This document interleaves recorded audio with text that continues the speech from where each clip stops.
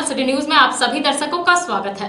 अभी तक की तमाम खबरों को लेकर मैं निशा बर्नवाल। तो चलिए खबरों में आगे बढ़ते हैं और नजर डालते हैं आज के हेडलाइंस पर। अतिक्रमण हटाने निकली टीम ने पति पत्नी को पीटा, हुआ हंगामा। निगम कार्यालय के बाहर लोगों ने किया प्रदर्शन, नहीं हुई कोई सुनवाई। इधर वकीलों और निगम कर्मियों में भी हुई बकझक। वकीलों के तेवर देख वापस लौटी निगम की टीम। भाजपा की ओर से पूर्व विधायक के आवासीय कार्यालय में आयोजित किया गया स्वागत समारोह। नए जिलाध्यक्ष महादेव दुबे का किया गया अभिनंदन। पूर्व विधायक समेत कई वरिष्ठ नेताओं की रही मौजूदगी। तमाम लोगों ने दी शुभकामनाएं।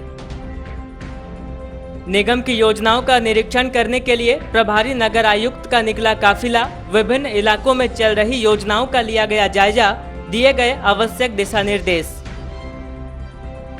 और कोयला क्षेत्र में 3 दिवसीय राष्ट्रव्यापी आंदोलन का आखिरी दिन भी रहा असरदार। संयुक्त मोर्चा ने किया धरना प्रदर्शन। केंद्र सरकार की कोयला नीतियों पर निकाली भड़ास।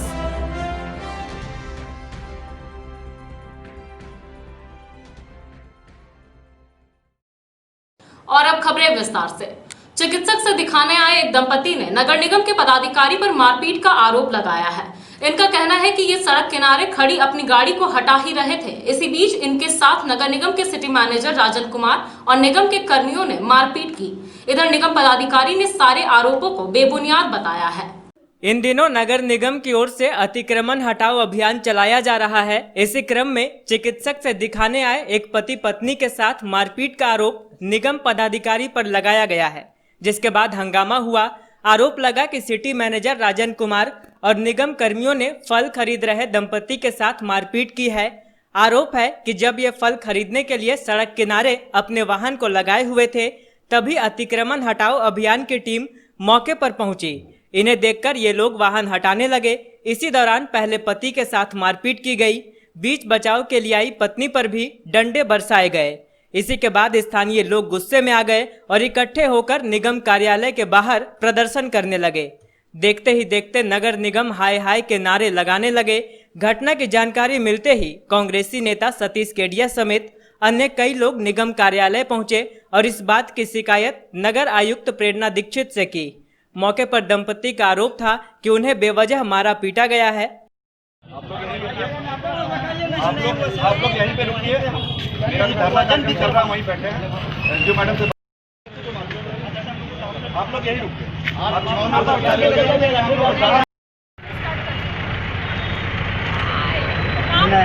नहीं मैडम, बहुत ज़्यादा बदतमीजी कर दिया उन्होंने। जैसे हम वहाँ बाइक लगा के और फ्रूट खरीद के गए और ये बाइक मेरी बाइक के सामने ही खड़ी है और जैसे वो व्यक्ति आया, सदराजन नाम है, तो जैसे आया वो बुलाया कि किसका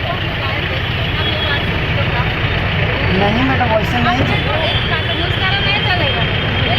मैडम। मैं बस एक ही कहना है कि जो व्यक्ति जिस जगह पे पैसा मेरे साथ बदतमीजी किया उसको उस सब माफ़ी मांगना पड़ेगा उस जगह पे। नहीं तो मैडम, नहीं तो मैं जा रहा हूँ उसके मामला है। जैसे सर हम बाइक खड़ा करके और फल ले रहे थे, एक मिनट उतना ही देर में एक व्यक्ति आया उधर से और गुस्साने लगा।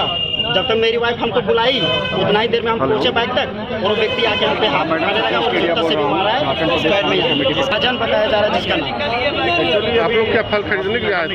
नहीं, हम लोग डॉक्टर के आए थे, भूख लगा था फल खरीदने के लिए। कोई मोटरसाइकिल कहाँ से आए थे सब्जी लेने के लिए? हम आए जनता चैरिटी महिला है।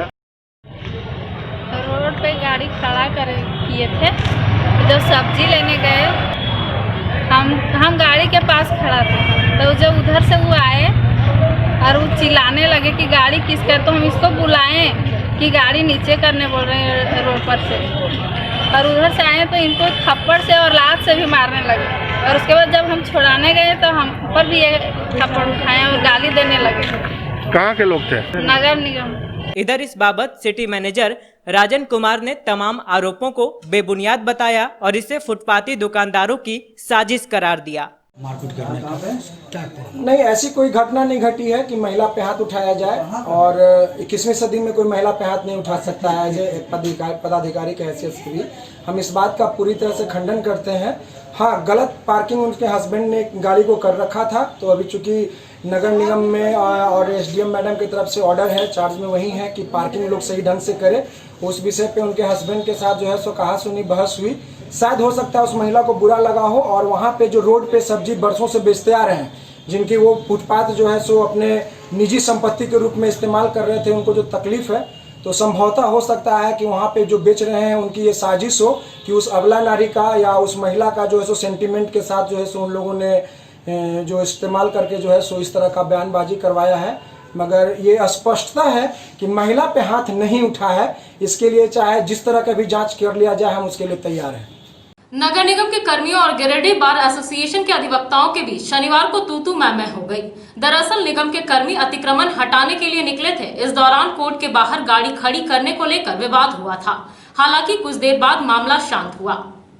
अतिक्रमण हटाने निकले नगर निगम के कर्मियों और गिरिडीह बार के अधिवक्ताओं के बीच झमेला हो गया। वकीलों ने नगर निगम कर्मियों पर दुर्व्यवहार का आरोप लगाया, जिसके बाद दोनों पक्षों में कुछ देर तक जमकर तू-तू मैं हुई। मामले की जानकारी मिलते ही पुलिस प्रशासन भी मौके पर पहुंची।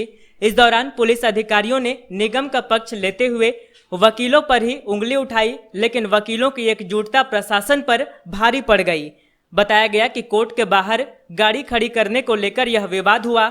हालांकि कुछ देर तक चले हाई वोल्टेज ड्रामे के बाद निगम कर्मियों को वापस लौटना पड़ा।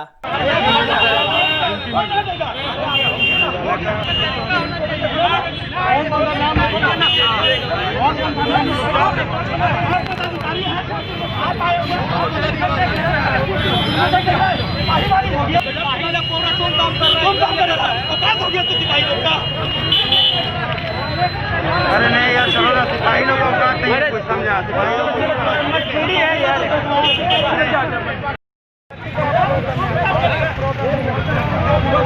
अगर हमारे गाड़ी का है शहर में एक भी अगर मोटरसाइकिल नजर आया खड़ा हुआ है,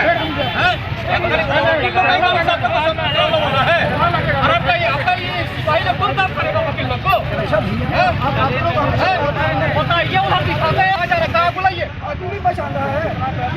अरे बुलाइए ना, बस सिपाही लोग को बोलना, चलिए उधर दिखाते हैं क्या करना है। क्या तुम्हें बोला था जी, बोलोगे कि चलिए उधर बताते हैं क्या है, किस तरह से बोलेगा वकील बात हो गया है। बात करके सीखो, पहले नया नया आया सर्विस में बात करके सीखो। एक मिनट चलिए, जाइए ना, क्या बोला गया, जाइए ना, जाइए, समझे कि नहीं?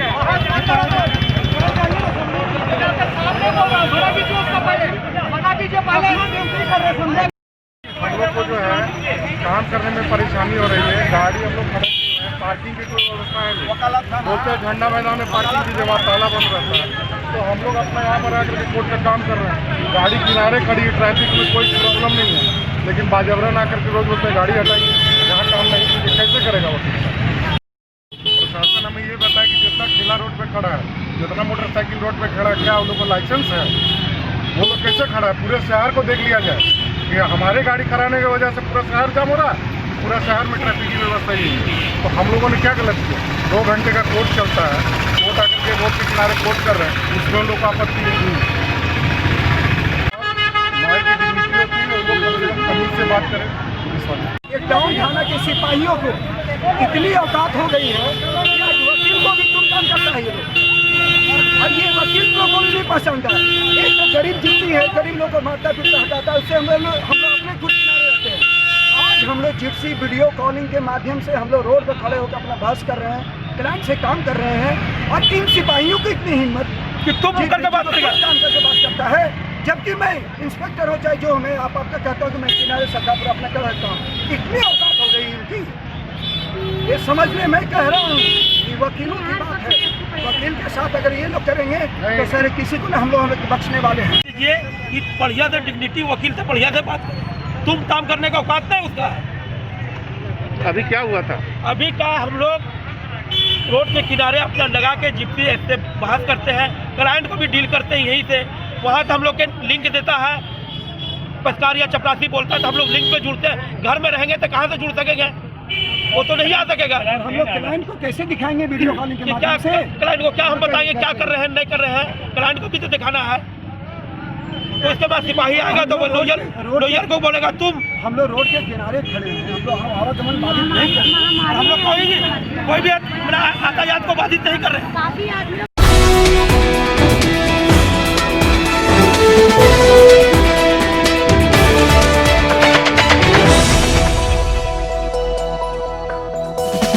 नगर निगम के द्वारा शहरी क्षेत्र में चल रहे विकास योजनाओं का जायजा शनिवार को प्रभारी नगर आयुक्त प्रेरणा दीक्षित ने लिया और संबंधित पदाधिकारियों को आवश्यक दिशा निर्देश दिया। नगर आयुक्त के साथ प्रशिक्षु IAS सैयद रियाज अहमद और निगम के जेई विमल सोरेन, अजीत कुमार, सोमा कुमारी, नरेश कुमार समेत कई नवकर्मी शामिल थे। निरीक्षण के दौरान सबसे पहले नगर आयुक्त शास्त्री नगर मोहल्ले पहुंची। यहां 2 करोड़ 1 लाख के लागत से निर्माणाधीन सड़क का इन्होंने निरीक्षण किया। इस दौरान नगर आयुक्त ने मजदूरों से करीब 2 फीट का गड्ढा कराकर सड़क निर्माण की जाँच की। सड़क निर्माण में इस्तेमाल रॉ मटेरियल और निर्माण कार्य से नगर आयुक्त कुछ हद तक संतुष्ट तो हुई, लेकिन ठेकेदार रंजीत कुमार और फिरोज को निर्माण कार्य में और सुधार लाने का निर्देश दिया।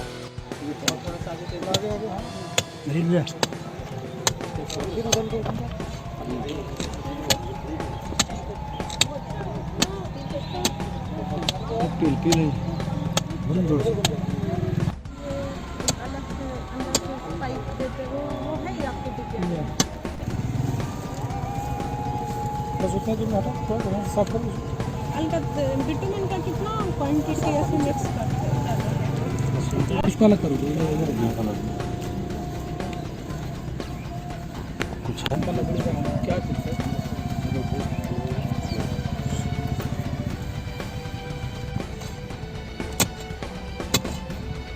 WMM में क्या सैंड ग्रेवल यूज करते हैं? सैंड ग्रेवल ठीक करते हैं।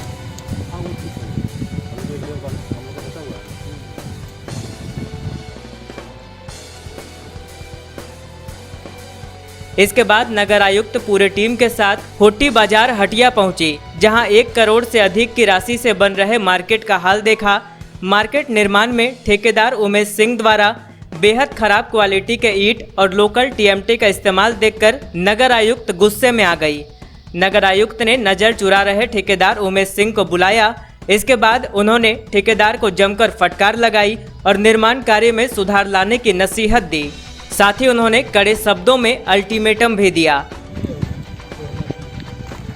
इस शब्दों को कितना घुमा के बता रहे हो? अच्छे से बताओ ना, कितना होना था कितना नहीं।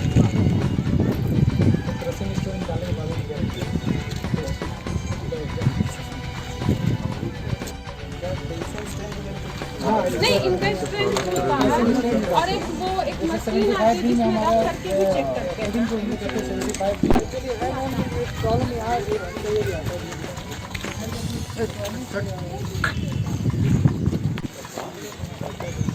हम लोग जो प्ले जो है फॉरेस्ट में करता है तो यहाँ का। हाँ तो 5 दिन हो गए। सारा इनका बिल एडजस्टमेंट होगा फिर उसको पेमेंट नहीं हुआ अभी।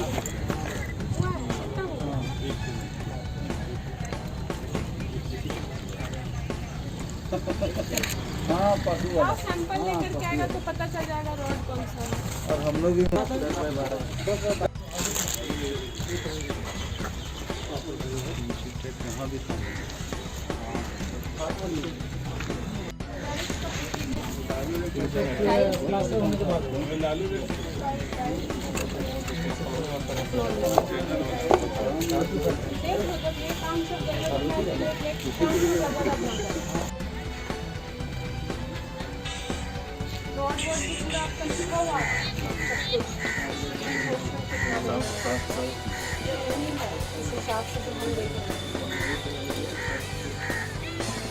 वाटर प्रूफिंग इक्विपमेंट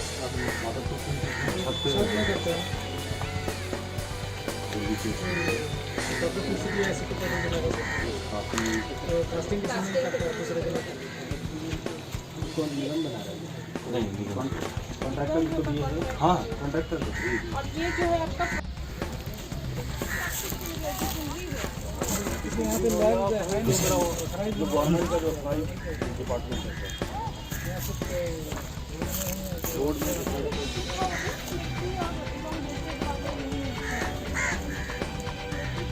यहाँ से नगर आयुक्त बाभनटोली जल मीनार परिसर में 60 लाख की राशि से सब्जी और फल दुकानदारों के लिए बन रहे वेडिंग जोन का निरीक्षण किया। बाभनटोली में बन रहे वेडिंग जोन का निर्माण में कोई गड़बड़ी तो नहीं मिली, लेकिन वेडिंग जोन के योजना स्थल देखकर नगर आयुक्त ने सवाल जरूर उठाए कि इस स्थल पर वेडिंग जोन के योजना स्थल होने का कोई औचित्य नहीं है। इसी तरह नगर आयुक्त ने अन्य कई योजनाओं का भी निरीक्षण किया और संबंधित लोगों को आवश्यक दिशा निर्देश दिए। ये 22 नंबर तक है। ईटे का क्वालिटी लाओ जरा। 25 इसका करवाते हो जो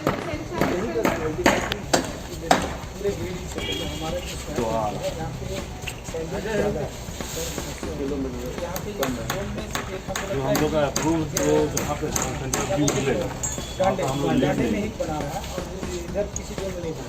धनबाद एरिया उधर जाते हैं तो उधर तो सॉइल कुछ अच्छा है, उधर तो पूरा एग्जैक्ट वो सब मिलेगा सब बैठाते हैं।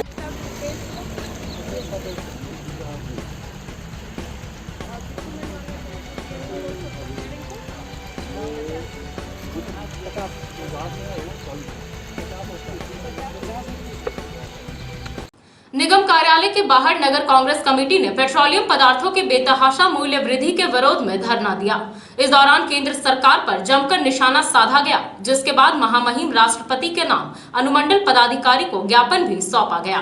नगर कांग्रेस कमेटी द्वारा नगर निगम कार्यालय के बाहर पेट्रोलियम पदार्थों में बेतहाशा वृद्धि के खिलाफ केंद्र सरकार के विरोध में धरना दिया गया। धरने के बाद महामहिम राष्ट्रपति के नाम एक ज्ञापन अनुमंडल पदाधिकारी को सौंपा गया।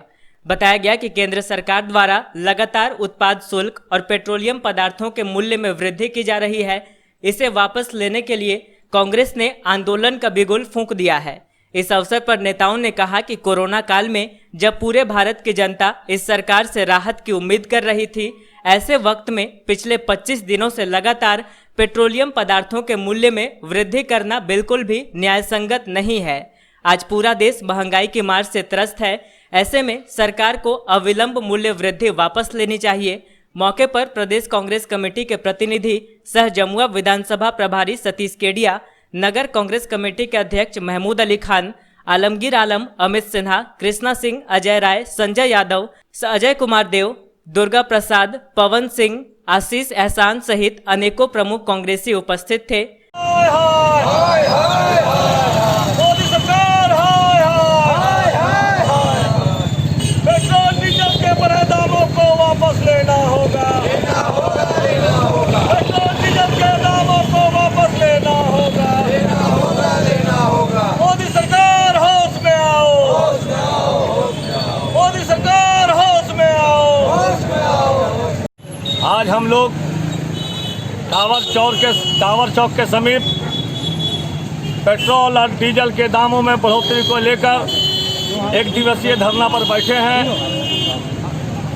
इस केंद्रीय सरकार के विरोध में, मोदी सरकार के विरोध में जिस तरीके से ये सरकार पेट्रोलियम पदार्थ पर अप्रत्याशित वृद्धि कर रही है, उसी के विरोध में हम लोग यहाँ धरना पर बैठे हैं। कि जैसा कि सभी लोग जानते हैं कि देश की आज़ादी में से लेकर आज तक पेट्रोल से ऊपर डीजल का दाम कभी नहीं हुआ था। ये मोदी सरकार, जो निकम्मी सरकार जब से ये सत्ता पे बैठी है, दिन प्रतिदिन पेट्रोलियम पदार्थ का दाम बढ़ता जा रहा है। और आज नतीजा ये है कि पेट्रोल से ऊपर डीजल चला गया। और ये वादा करके जनता के बीच आए थे कि हमारी सरकार बनेगी तो सबसे पहले हम महंगाई कम करेंगे, पेट्रोल डीजल का दाम कम करेंगे। और उसके विपरीत ये सरकार काम कर रही है, जिसका सीधा बोझ यहाँ के किसानों पर, मजदूरों पर और यहाँ के गरीब जनता पर पड़ रही है। क्योंकि डीजल ही एक ऐसा चीज़ है जिससे सारा चीज़ आवागमन, आयात निर्यात सारा चीज़ डीजल से ही होता है। जैसा कि आप सभी जानते हैं, पूरा भारतवर्ष, पूरी दुनिया कोरोना की मार से पीड़ित है।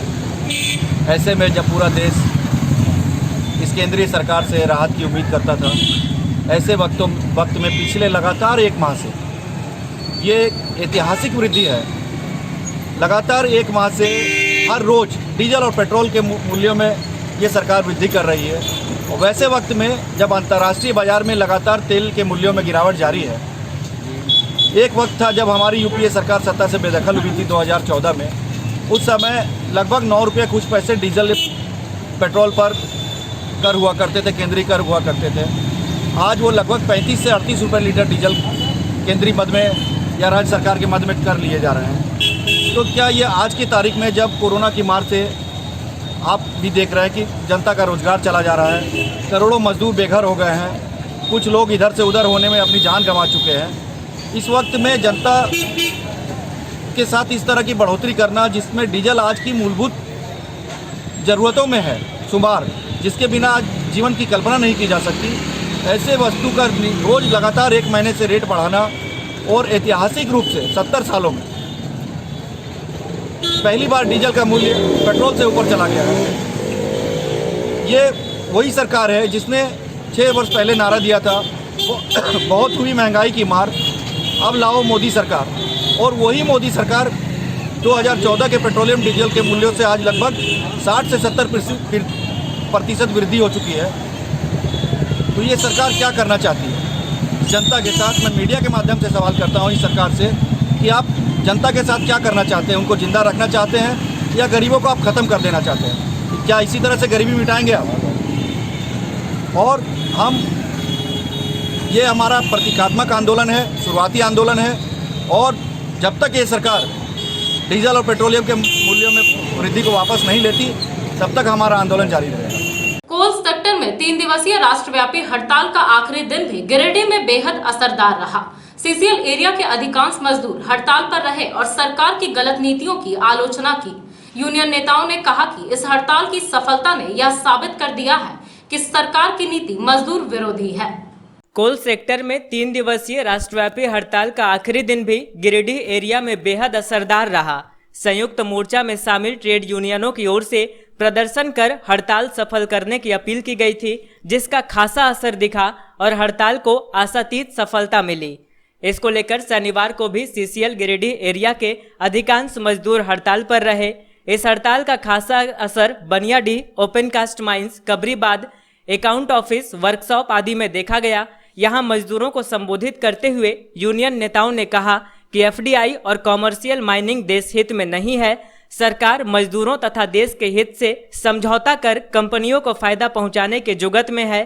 कहा कि हड़ताल की सफलता ने यह साबित कर दिया है कि मोदी सरकार जिस रास्ते चल रही है उससे देश की जनता और मजदूर वर्ग नाखुश है। कोल सेक्टर का निजीकरण होने से मौजूदा नौकरी करने वाला मजदूर वर्ग ठेका मजदूर में तब्दील हो जाएगा और रोजगार भी घटेगा। इस हड़ताल को सफल कराने में अन्य लोगों के अलावे कोल माइंस वर्कर्स यूनियंस के राजेश कुमार यादव, राजेश सिन्हा, पप्पू खान, झारखंड कोलियरी मजदूर यूनियन के तेजलाल मंडल, शोभा यादव, प्रमीला मेहरा, चुड़का हंसदा, आरसीएमएस के एनपी सिंह बुल्लू, बलराम यादव एवं प्रदीप दराद, यूसीडब्ल्यूयू के देवशंकर मिश्र, जिबलाल बेलदार, सीएमयू के शिवाजी सिंह, अमित यादव, मनोज पंडित, बालकिशुन यादव, बीएमएस के प्रमोद सिंह एवं सुधीर सिंह तथा इंटक ददई गुट के ऋषिकेश मिश्रा आदि की भूमिका महत्वपूर्ण रही। वहीं झारखंड मुक्ति मोर्चा के जिला अध्यक्ष संजय कुमार सिंह, कांग्रेस नेता नरेंद्र सिन्हा छोटन आदि भी मजदूरों का उत्साह बढ़ाने के लिए मौजूद थे। मजदूरों के खिलाफ साजिश बंद करो, बंद करो, बंद करो। मजदूरों के खिलाफ साजिश बंद करो, बंद करो, बंद करो। केंद्र सरकार होश में आओ, होश में आओ, होश में आओ। मजदूर एकता जिंदाबाद, जिंदाबाद, जिंदाबाद। मजदूर एकता जिंदाबाद, जिंदाबाद, जिंदाबाद। कोयला चोरी करवाना बंद करो, बंद करो, बंद करो। कोयला चोरी करवाना बंद करो, बंद करो, बंद करो। किए किससे? सरकार से मेरी लड़ाई, आपसे एकदम लड़ाई नहीं। तो हम जब वहाँ लड़े तो सबसे पहले हम आप लोग पास गए कि आप लोग 2 दिन का जो हाजिरी है वो भी बना लीजिए। क्योंकि आपका क्यों, वो तो समझाया होगा, जो सेटिंग बाज होगा वो तो समझाया होगा। नहीं चलेगा, नहीं चलेगा, नहीं चलेगा। इनकलाब जिंदाबाद, जिंदाबाद, जिंदाबाद। इनकलाब जिंदाबाद, जिंदाबाद, जिंदाबाद। मजदूर एकता जिंदाबाद, जिंदाबाद। मोर्चा जिंदाबाद, जिंदाबाद, जिंदाबाद। संयुक्त मोर्चा जिंदाबाद, जिंदाबाद, जिंदाबाद। एफडीआई नहीं चलेगा, नहीं चलेगा, नहीं चलेगा। एफडीआई नहीं चलेगा, नहीं चलेगा, नहीं चलेगा। इनकलाब जिंदाबाद, जिंदाबाद, जिंदाबाद।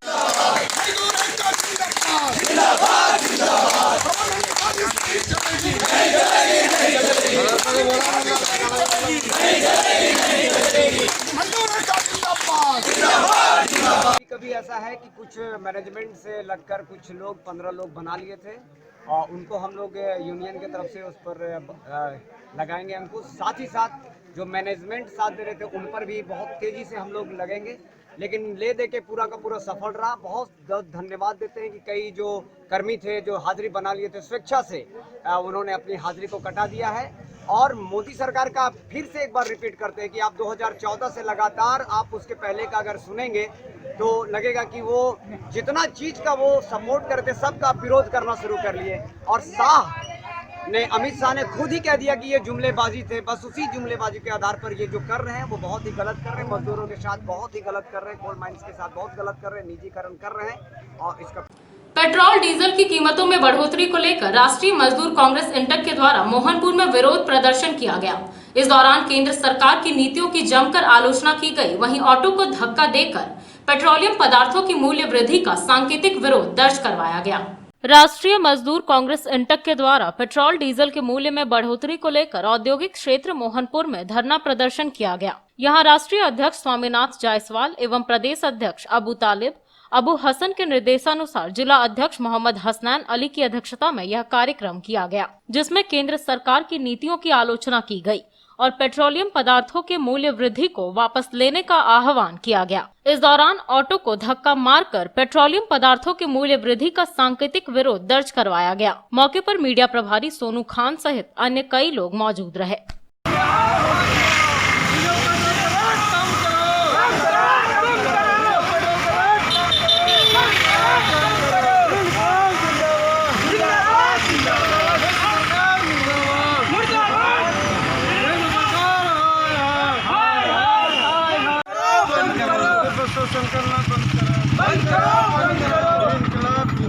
जिंदाबाद, जिंदाबाद। मोदी सरकार हाय हाय हाय हाय हाय। केंद्र सरकार होशियार।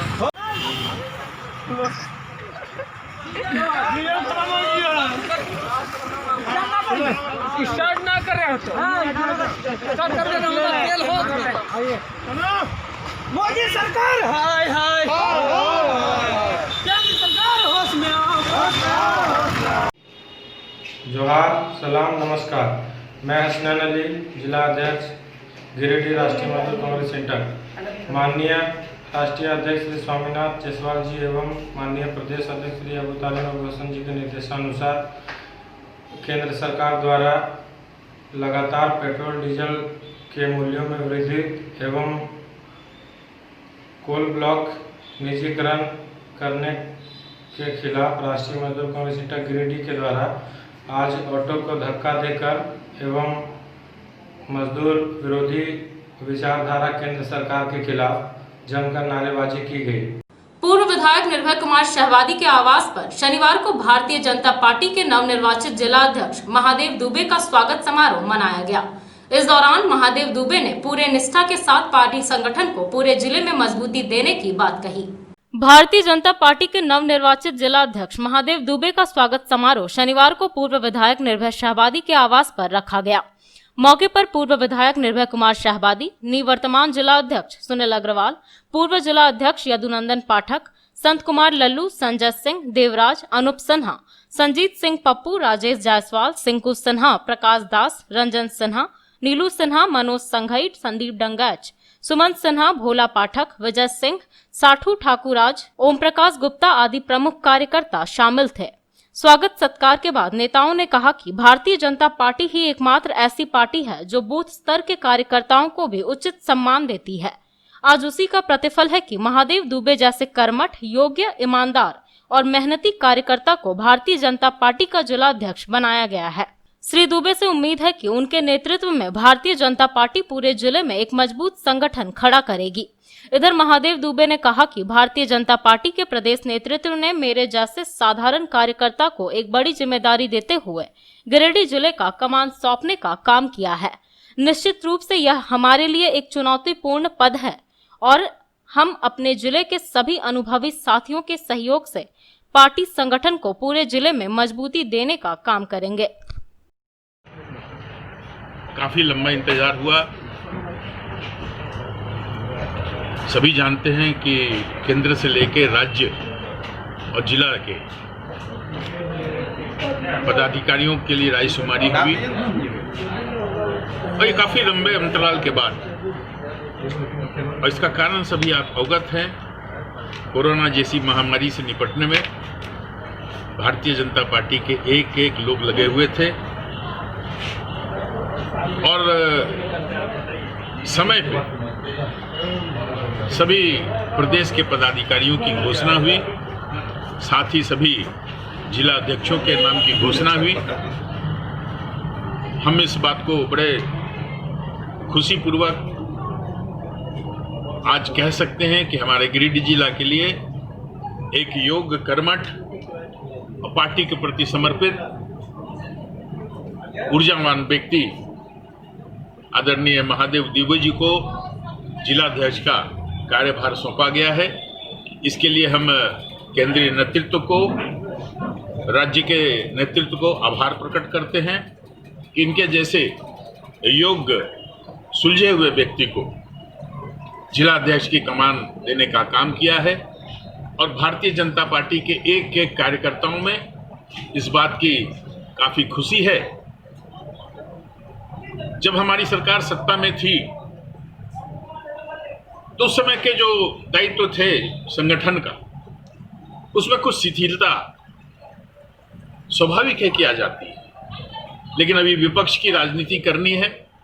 वैसे में एक योग्य व्यक्ति को जब जिले की कमान दी जाती है तो ये उम्मीद होता है कि जो इस सरकार के द्वारा या दूसरे पार्टियों के द्वारा जो गलत काम किए जाएंगे उसके विरोध में हमारा संगठन इनके नेतृत्व में पूरी तरह से तत्पर और मुस्तैद रहेगा कि जनता को सही चीज से अवगत कराया जा सके और भारतीय जनता पार्टी का किस तरह से पुनः परचम लहराए।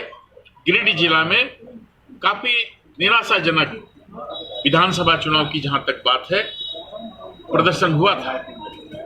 हम उम्मीद करेंगे कि इनके नेतृत्व में पार्टी में और धार आए और आने वाले समय में पुनः गिरिडीह भारतीय जनता पार्टी परिवार के गिरिडीह जिला हो जाए। इस बात के लिए हम सब मिलजुल कर इनसे कंधे से कंधा मिला करके एक एक कार्यकर्ता चलने के लिए तैयार। आज भारतीय जनता पार्टी गिरिडीह जिला के अंतर्गत मुझ जैसा बूथ स्तर के कार्यकर्ता को जिला अध्यक्ष का दायित्व सौंपना हमारे लिए गौरव का विषय है और चुनौतियों का भी विषय है। आज सर्वप्रथम भारतीय जनता पार्टी गिरिडीह जिला के तमाम सम्मानित नेतागण को और भारतीय जनता पार्टी के सभी समर्पित कार्यकर्ताओं के प्रति हम आभार व्यक्त करते हैं और प्रदेश नेतृत्व को मैं अपने ओर से आभार व्यक्त करते हैं, धन्यवाद देते हैं। और हम अपने जिला के नेताओं को, जिला के कार्यकर्ताओं को और प्रदेश स्तर के नेताओं को मैं विश्वास दिलाना चाहता हूं कि मुझ जैसे साधारण कार्यकर्ता को जो जिला अध्यक्ष का दायित्व सौंपा गया, मैं सभी नेता और सभी सम्मानित कार्यकर्ता मित्रगण से उनका राय परामर्श लेकर, उनको विश्वास में लेकर और सामूहिक निर्णय को लेकर हम आगे बढ़ेंगे और भारतीय जनता पार्टी गिरिडीह जिला में बूथ स्तर से लेकर जिला स्तर तक संगठन को धार धार बनाने का काम करेंगे और जिस तरह से पूर्व में भारतीय जनता पार्टी गिरिडीह जिला में भाजपा का वर्चस्व था, हम चाहेंगे कि सभी सम्मानित कार्यकर्ता और नेतागण से मिलकर वही परचम हम पूरे गिरिडीह जिला में भारतीय जनता पार्टी का लहराने का काम करेंगे, सभी कार्यकर्ता और सभी सम्मानित नेताओं के सहयोग से। और हम एक जिला अध्यक्ष के नाते नहीं, एक साधारण भारतीय जनता पार्टी के समर्पित कार्यकर्ता के नाते हम सभी के साथ मिलजुल कर काम करेंगे और सामूहिक निर्णय लेकर, कोई भी निर्णय हो पार्टी स्तर का, हम सामूहिक निर्णय लेंगे। पार्टी में हम राजनीति नहीं करके हम दूसरे दल के साथ, जो भारतीय जनता पार्टी की जब सरकार यहाँ थी, जो जन कल्याणकारी योजनाएं जेएमएम और कांग्रेस की गठबंधन की सरकार के द्वारा बंद कर दिया गया, पार्टी निर्देश के मुताबिक हम सड़क से लेकर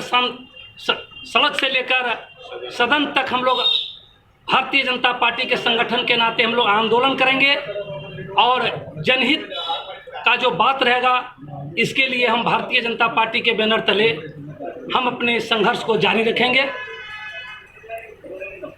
कोडरमा के पूर्व सांसद रविंद्र राय ने गांवा प्रखंड के विभिन्न गांवों का दौरा कर लोगों की समस्याओं से अवगत हुए। साथ ही इन्होंने जनप्रतिनिधियों से मुलाकात कर बिजली, सड़क जैसी कई समस्याओं के जल्द निराकरण करने का आश्वासन दिया। कोडरमा के पूर्व सांसद रविंद्र राय ने शनिवार की सुबह गांवा प्रखंड के मालडा, पटना, पिहरा सहित प्रखंड के विभिन्न क्षेत्रों का भ्रमण किया। इस बीच वे विभिन्न तबके के लोगों एवं जनप्रतिनिधियों से भी मिले और उनकी समस्याओं को सुना। साथ ही इन्होंने उनकी समस्याओं के समाधान के लिए आश्वासन भी दिया। इस दौरान श्री राय ने बताया कि गांवा प्रखंड से उनका बहुत पुराना रिश्ता है और आज भी वे सामाजिक कारणों से क्षेत्र भ्रमण में निकले हैं। इसके साथ ही उन्होंने बताया कि उनके आने का एक विशेष कारण यह भी है कि अभी खेती का समय चल रहा है और वर्तमान समय में वे किसानों व आम जनता के सुख दुख से रूबरू होना चाहते हैं, जिससे यहाँ के लोगों से आत्मीयता बनी रहे। प्रखंड में लोगों को हो रही बिजली व सड़क की समस्याओं पर बात करते हुए उन्होंने कहा कि वे जल्द ही इन समस्याओं को निराकरण करवाने का प्रयास करेंगे।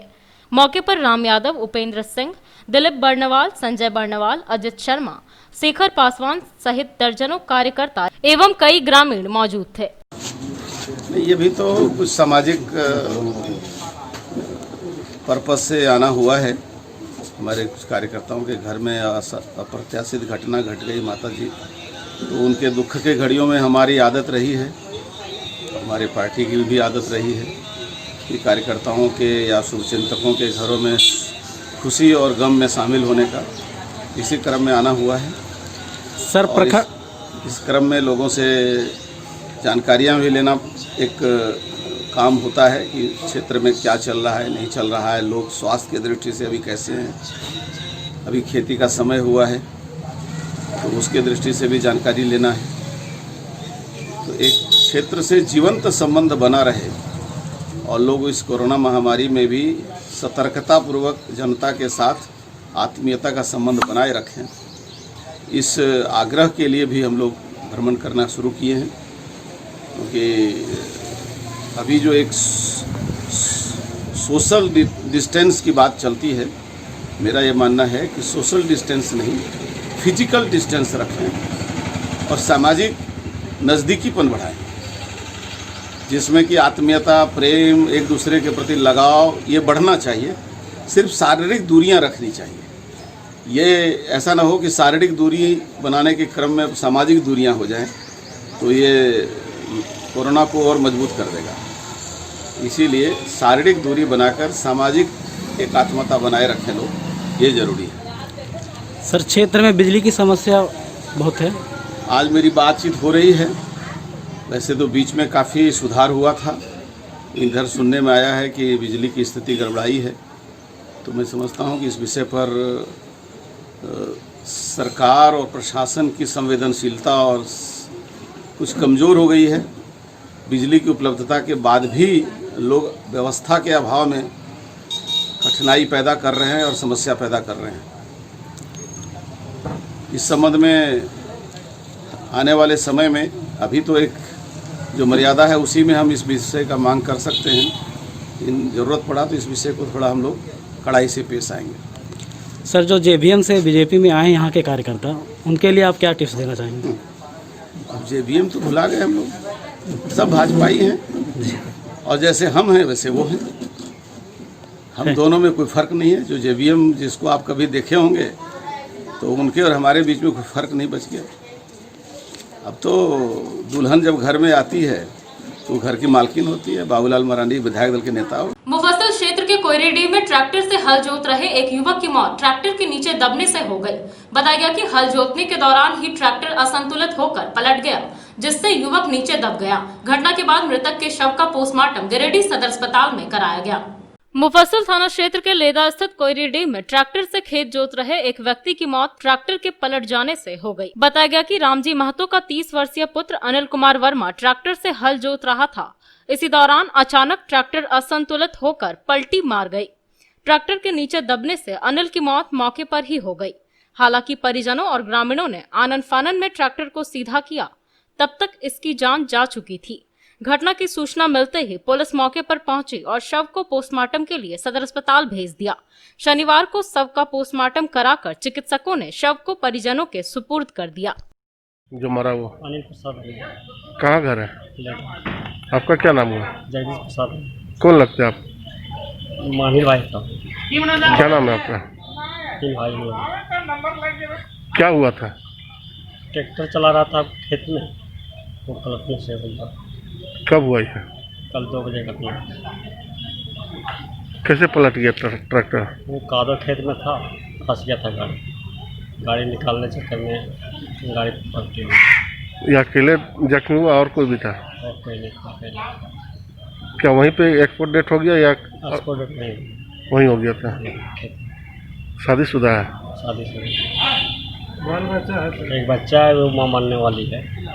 बादीडीह के ग्रामीणों ने मनरेगा योजना में स्थानीय मुखिया विजय कुमार पर घोटाले का आरोप लगाया था, जिसके बाद मुखिया ने सारे आरोपों को खारिज करते हुए कहा कि उन्हें एक साजिश के तहत फंसाया जा रहा है और बदनाम करने की कोशिश की जा रही है। गांव के बादीडीह पंचायत में स्थानीय लोगों ने एक मनरेगा योजना में घपले घोटाले की शिकायत की थी और इसका आरोप स्थानीय मुखिया पर लगाया था। ग्रामीणों का आरोप था कि एक ही योजना को कई बार कागजों में दिखाकर पैसे की निकासी की गई है। इसी मामले में मुखिया विजय कुमार ने तमाम आरोपों को बेबुनियाद बताते हुए अपना पक्ष रखा है। मुखिया का कहना है कि ऐसी कोई भी योजना नहीं है जिसमें दोबारा निकासी की गई है। एक साजिश के तहत इन्हें बदनाम किया जा रहा है। इनके पास सभी योजनाओं के कागजात हैं। जरूरत पड़ने पर वे उन कागजातों को प्रस्तुत करने में सक्षम हैं।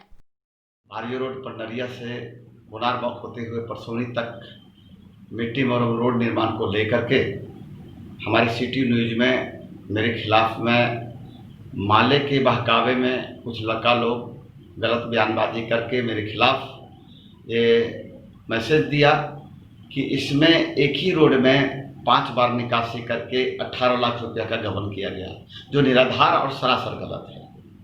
क्योंकि हम लोग मनरेगा के नियमावली और बायलॉज को समझते हैं, जानते हैं कि 5 वर्ष के बाद ही कोई रोड में दूसरी बार उसमें काम हो सकता है। हालांकि और हमको जानकारी मिली कि इस तरह से आपके संदर्भ में ये न्यूज प्रसारित हो रहा है, चल रहा है, तो हमको थोड़ा सा लगा कि जा कर के हमको न्यूज वाले से संपर्क करके अपनी हकीकत को बताना है। और बताने के लिए आज हम दृढ़ आए और हम अपने ईमानदारी पूर्वक बयान दे रहे हैं कि उस योजना में ज़मीन विवाद को लेकर के, हालांकि 2 बार उसका संचिका संधारण हुआ था, लेकिन जमीन विवाद के कारण वो रोड बंद हो गया था और पुनः उसको मोनी कुमारी वीडियो मैडम के द्वारा प्रशासनिक स्वीकृति दी गई और उसके बाद फिर रोड चालू हुआ। और रोड में अभी तक के, क्योंकि वहाँ पर मुख्य रूप से मायका का ढिबरा जो है, ढिबरा पर वहाँ के लोग निर्भर करते हैं और एक दिन में 300, 400, 500 रुपये तक कमाते हैं। और वहाँ पर मजदूर है, लेकिन मजदूर लोग को 169 रुपया में काम करना पसंद नहीं था, काम नहीं किया, इसलिए मात्र 75,075 रुपये की निकासी अभी तक हुई। ये सच्चाई है। विद्या विकास समिति झारखंड एवं हीरालाल नर्सरिया ट्रस्ट के संयुक्त तत्वाधान में बरगंडा एवं भरकट्टा संकुल के बीच आर्सेनिक 30 दवा का निःशुल्क वितरण किया गया। बताया गया कि इसके सेवन से रोग प्रतिरोधक क्षमता बढ़ती है, जो इस कोरोना काल में काफी जरूरी है।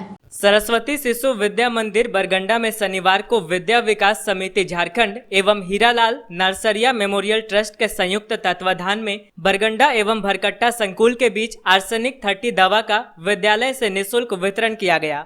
इस अवसर पर प्रदेश मंत्री रामावतार नरसरिया एवं प्रदेश सचिव मुकेश नंदन ने संकुल के प्रधानाचार्य एवं आचार्यों को ऑनलाइन संबोधित किया। मौके पर मुकेश नंदन ने कहा कि वैश्विक महामारी कोरोना से बचाव हेतु झारखंड में संचालित विद्या भारती विद्यालयों में आचार्य दीदी के माध्यम से दवा का वितरण अभिभावकों के बीच जाकर करना है। विद्या भारती केवल शिक्षा के क्षेत्र में ही नहीं बल्कि सामाजिक दायित्व का भी निर्वहन करती है। यह दवा निर्धारित मात्रा में निर्धारित अंतराल में लेने से शरीर में रोग निरोधक क्षमता बढ़ती है, जो कोरोना संक्रमण को हराने में सहायता करेगी। इस क्रम में 1,30,000 भैया बहनों के बीच घर घर जाकर आचार्य दीदी अभिभावकों के बीच दवा का वितरण किया जाएगा। मौके पर प्रधानाचार्य संजीव कुमार सिन्हा, सह विभाग प्रमुख ओम प्रकाश सिन्हा, समिति उपाध्यक्ष सतीश्वर प्रसाद सिन्हा, सचिव दीपक शर्मा, सदस्य मनोज छापरिया, प्रकाश सेठी, संकुल प्रधानाचार्य अवशेष कुमार वर्मा, वीरेंद्र राय, प्रमोद गुप्ता, मीडिया प्रभारी राजेंद्र लाल बर्नवाल एवं समस्त आचार्य दीदी उपस्थित थे।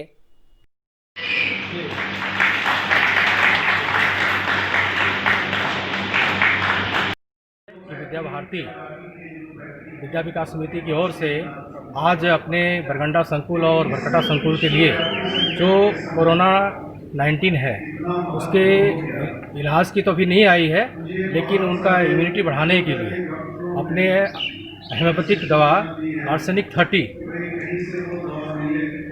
पूरे बरगंडा संकुल में लगभग 10,000 अभिभावक बंधु हैं अपने विद्यालय के, उनको बंटवाने के लिए आज हीरालाल नरसरिया मेमोरियल ट्रस्ट रांची द्वारा ये भेजा गया है। माननीय प्रदेश मंत्री जी माननीय नरसरिया जी के द्वारा एक बहुत ही स्वास्थ्य के प्रति जो सजग हैं और उनका इच्छा हुई कि सभी अभिभावकों तक यह पहुँचे और वह हमारे सभी अभिभावक विद्या भारती और सभी भी जितने भी हैं वह स्वस्थ रहें, संपर्क करके वो घर घर पहुँचाएँ और हमारे जितने अभिभावक हैं वह स्वस्थ रहें, ऐसी उनकी इच्छा है। यह दवा किस लिए दी जा रही है? ये दवा हमारे अभिभावक का इम्यूनिटी बढ़ाने के लिए दी जा रही है कि वो स्वस्थ रहें। ये जिसमें ये दवा है आज सवेरे अगर खाते हैं सवेरे 4 गोली और शाम को 4 गोली, इस तरह से 3 दिन लगातार, और उसके बाद 1 महीने के बाद फिर वह 4 और 4 इसी तरह 3 दिन का वह दवा लेंगे तो पर स्वस्थ रहेंगे। ऐसी मतलब ये दवा का महत्व है और इसमें इम्यूनिटी बढ़ाने की बहुत बड़ी शक्ति है। तो बड़े बच्चे सब एक ही? हाँ, सभी बड़े बच्चे और छोटे बच्चे सभी एक समान 3 दिन लगातार 3 दिन लेना है और 1 महीने के बाद फिर 3 दिन लेना है, फिर वो आप स्वस्थ हो रहेंगे। ये प्रभु की इच्छा है और सभी ऐसा रहेंगे। तो चलते चलते एक बार फिर नजर डालते हैं आज के हेडलाइंस पर। अतिक्रमण हटाने निकली टीम ने पति पत्नी को पीटा, हुआ हंगामा, निगम कार्यालय के बाहर लोगों ने किया प्रदर्शन, नहीं हुई कोई सुनवाई। इधर वकीलों और निगम कर्मियों में भी हुई बकझक, वकीलों के तेवर देख वापस लौटी निगम की टीम। भाजपा की ओर से पूर्व विधायक के आवासीय कार्यालय में आयोजित किया गया स्वागत समारोह, नए जिलाध्यक्ष महादेव दुबे का किया गया अभिनंदन। पूर्व विधायक समेत कई वरिष्ठ नेताओं की रही मौजूदगी, तमाम लोगों ने दी शुभकामनाएं। निगम की योजनाओं का निरीक्षण करने के लिए प्रभारी नगर आयुक्त का निकला काफिला, विभिन्न इलाकों में चल रही योजनाओं का लिया गया जायजा, दिए गए आवश्यक दिशा निर्देश। और कोयला क्षेत्र में 3 दिवसीय राष्ट्रव्यापी आंदोलन का आखिरी दिन भी रहा असरदार, संयुक्त मोर्चा ने किया धरना प्रदर्शन, केंद्र सरकार की कोयला नीतियों पर निकाली भड़ास।